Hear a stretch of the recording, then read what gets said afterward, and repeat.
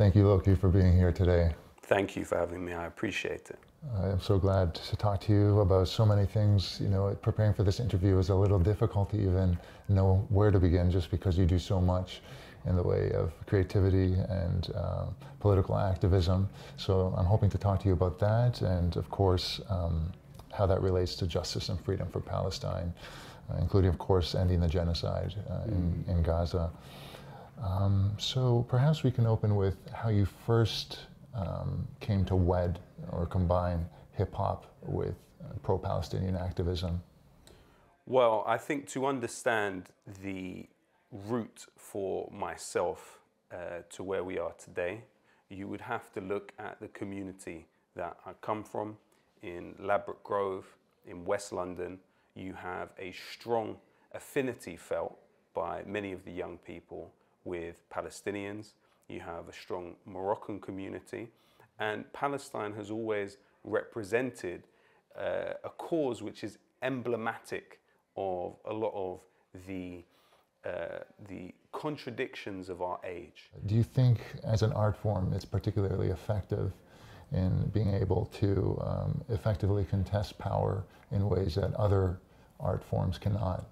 It allows very direct communication, and much in the same way we look at the poets of Arabic-speaking societies, the way in which they used their work to directly confront political actors and criticize them, not only in forensic ways, but also in ways that could then become popular slogans. And so for me, I saw music as a way to do that, a way to apply political pressure.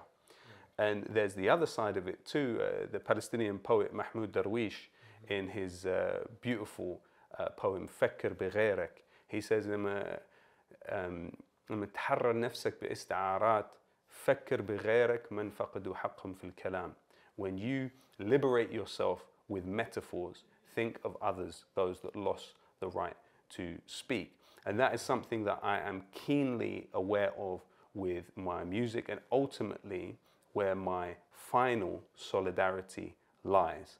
And I think that that has both empowered and limited what I've been able to do within the music industry, traditionally speaking. Because on one side, if you feel a sensitivity to that suffering, you allow yourself a level of intimacy with people that support your message, which is quite hard to obtain. But at the same time, you cut off the potential for you to rise to certain echelons of the music industry, because ultimately the music industry is an extension of the political and economic system, meaning the very same power dynamics that exist within society also exist within the music industry. So somebody who likes to feel that they can advocate for the rights of the most downtrodden is not likely to be welcomed into the halls of power and success. For perhaps lack of a better phrase, the controversial nature of some of your work, there have been, as you know, several attempts to censor that by various actors, one being, of course, the Israeli lobby. And I'm wondering how you've been able, or how you've dealt with that, and perhaps what sorts of insights you've gained into the inner workings of the system in having to do that.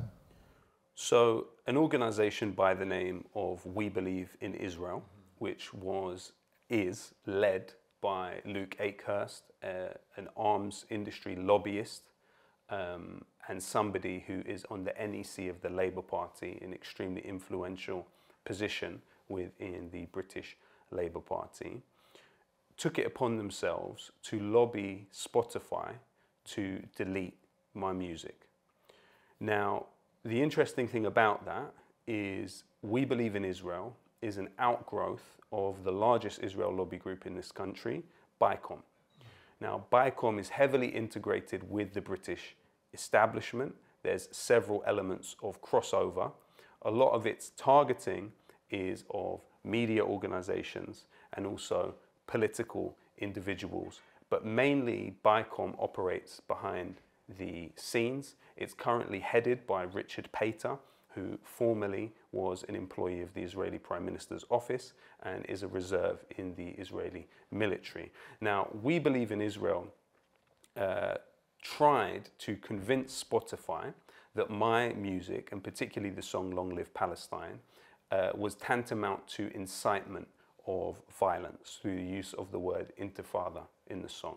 Now, these people are not linguists. They do not know the etymology of the word intifada. I doubt that they know Arabic. To prove incitement in the court of law is quite difficult. They certainly would fail at that with those songs, because the songs in question have not been linked to violence anywhere. But the way in which we were able to at least momentarily defeat that campaign was we directly asserted as early as possible that I was not alone. We were unapologetic. We gained support of very well-known and widely respected figures, among them Noam Chomsky, Ilan Pappé, Roger Waters, the grandson of Nelson Mandela was there too. A UN Special Rapporteur on Housing also signed the petition. And so what we communicated to We Believe in Israel straight away was, I was not apologetic.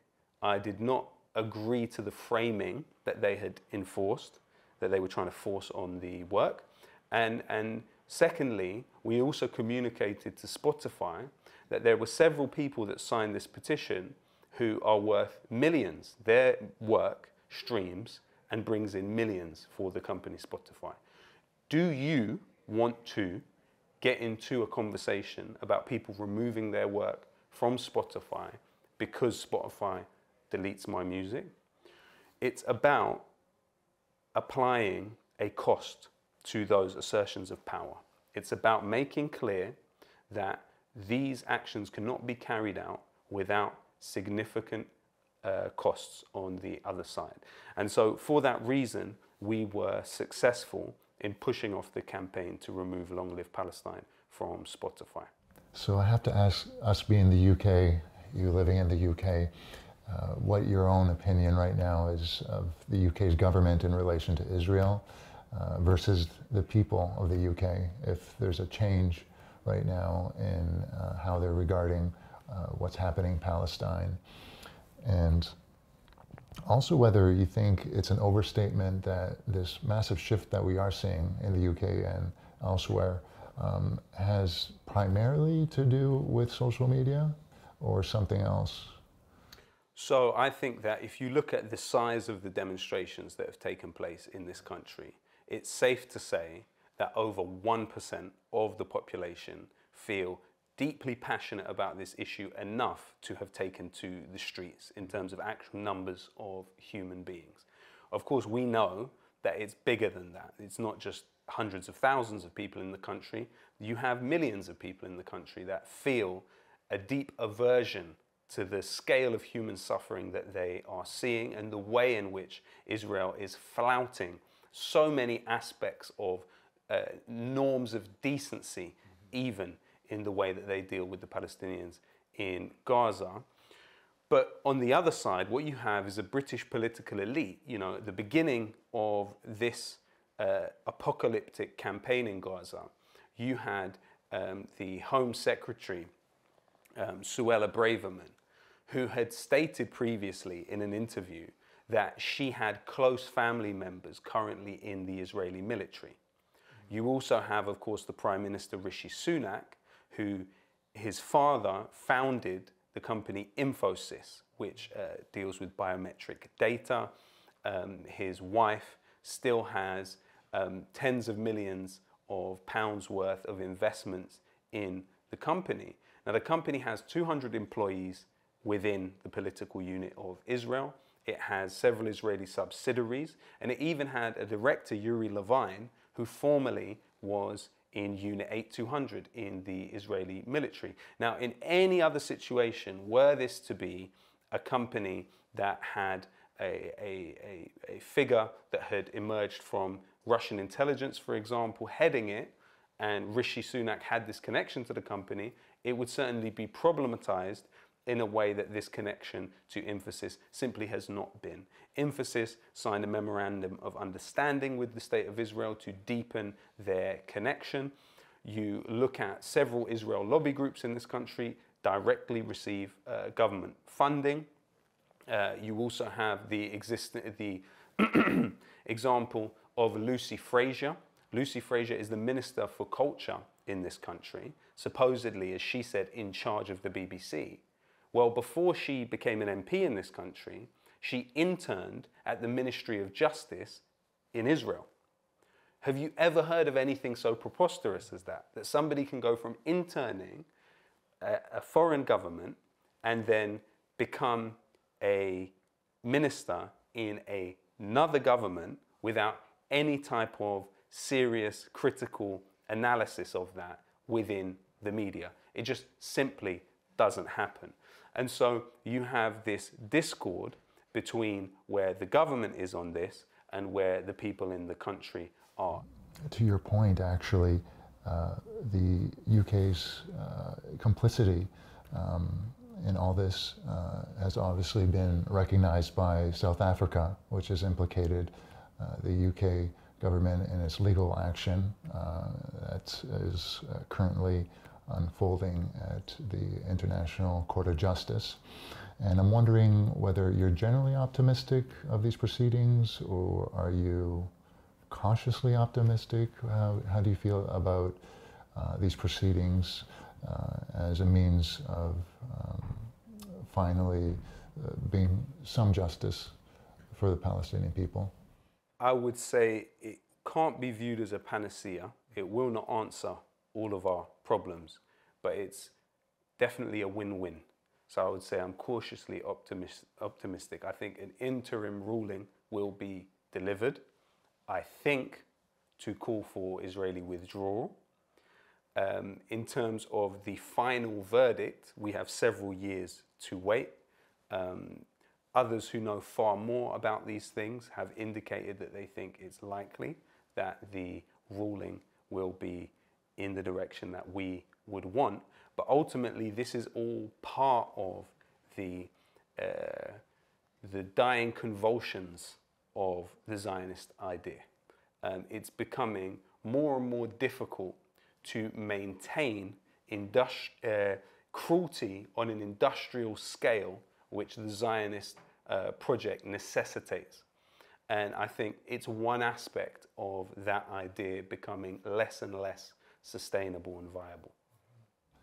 So my last question, Lowkey, is that you've addressed or you've looked at the situation of the Palestinian people from so many different angles, from the historical, the political.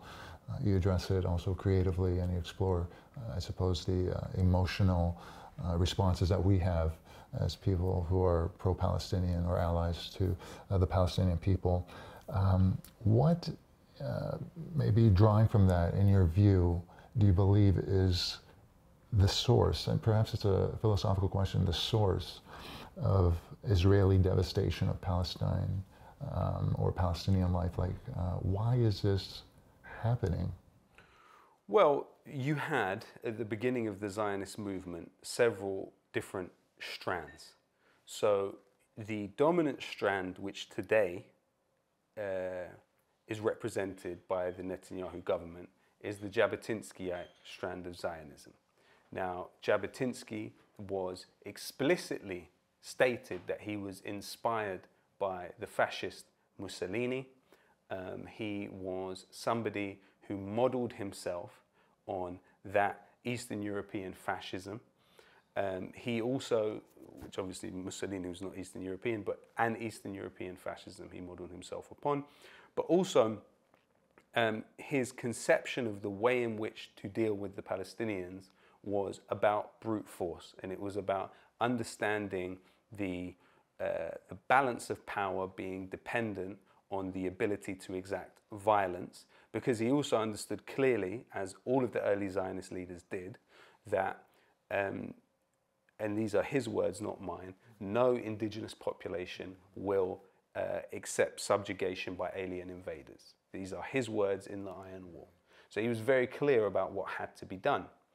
And so when you look at the trajectory of Zionism, yes, there were a infinitesimal amount of Zionist thinkers that advocated for an idea of peaceful immigration, non-state-centric Zionism, rather than colonialism, settler colonialism. But ultimately, they were never in the argument to win it. There were only a few followers of this type of Zionism. Today, Jabotinsky is the most recognizable name insofar as there's more hospitals, cinemas, schools, parks, roads named after Jabotinsky than there are of any other Zionist thinker within the political unit of Israel. Not Herzl, not Ben Gurion, not Chaim Weizmann, none of the rest of them. Even when you look at, for instance, the way in which Chaim Weizmann was able to procure the Balfour Declaration, you see that it's based around weaponry and armaments, because Weizmann was a well-known scientist in Manchester, and when Britain in World War I, for the first 2 years of World War I, there was a shared arms conglomerate between British and German arms companies, meaning that you actually had, when German people were being killed, German companies benefit, and when British people were being killed, British companies benefit. But midway through World War I, Britain were no longer able to import some of the vital components they needed for smokeless gunpowder. And Weizmann came to the rescue. He provided the method through which acetone could be procured through starch. And that answered a key question for the British establishment at that time, the way in which they could produce smokeless gunpowder. And he had great credit with the British political elite, and that led to the Balfour Declaration, which was written by Chaim Weizmann himself.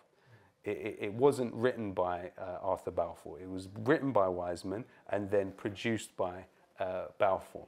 So I think the key understanding is about the use of violence and the criticality of armaments. And that's what the Zionist movement always understood, and also the necessity for exterminating Palestinian nationhood. Those, I think, are the three clear elements that we now see manifested in Gaza and visited on top of the heads of some of the most vulnerable people in the world. It's an absolutely apocalyptic scene there. I'd like to thank you, Lowkey, for this most illuminating discussion, to your credit, of course, your responses, and for sitting here with TRT today. Thank you for having me. I wish you all the best. Thank you, you too, Paul.